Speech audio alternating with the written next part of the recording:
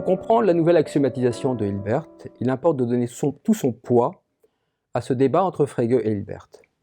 Ce n'est pas un débat entre un réactionnaire et un novateur, mais entre deux novateurs. L'un qui a révolutionné la logique, Frege, et l'autre qui a révolutionné la théorie axiomatique, Hilbert. Évidemment, sur un plan strictement mathématique, c'est Hilbert qui a raison, puisqu'il admet à juste titre les géométries non euclidiennes alors que Frege les rejette. Mais le débat est plus large. Il est question de définition, donc de sens, de théorie du sens, à savoir de sémantique.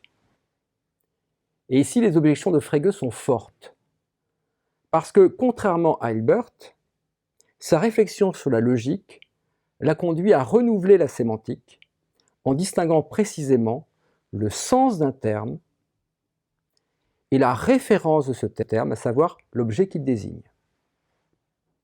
Précisons l'objection de Frege. Si Hilbert prétend pouvoir utiliser les mêmes termes de point et de droite en géométrie euclidienne et en géométrie non euclidienne, cela indique que dans les axiomes de Hilbert, le sens et la référence des termes ne sont pas établis. Les axiomes de Hilbert, par conséquent, n'expriment pour Frege aucune pensée, parce qu'une pensée suppose un sens et une référence déterminée.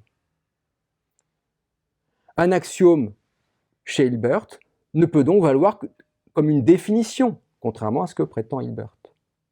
Car une définition a pour but, en précisant le sens, de donner une référence d'un terme, ce qui suppose un sens déterminé, alors que Hilbert n'en fournit pas.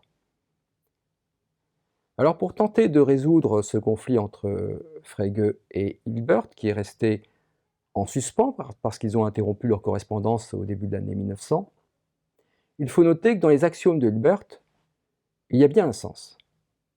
Mais ce sens est insuffisant pour une définition complète des termes, parce que l'enjeu est de ne pas faire correspondre de référence dans un domaine d'objet, à savoir un modèle particulier.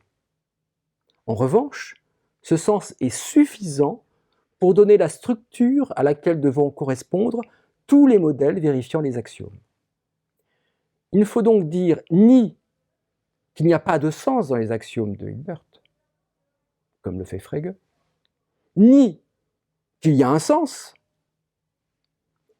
Il y a bien un sens déterminé, il y a bien un sens, mais il est sous-déterminé, et autorisant donc une variation des modèles liée à la variation des axiomes. Frege n'a donc pas complètement tort lorsqu'il refuse que les axiomes de Hilbert puissent valoir comme des définitions à part entière. Mais Hilbert a raison de ne pas accompagner ces axiomes de définition, sans quoi il figerait la référence dans un seul type de modèle, un modèle euclidien conforme à l'intuition sensible.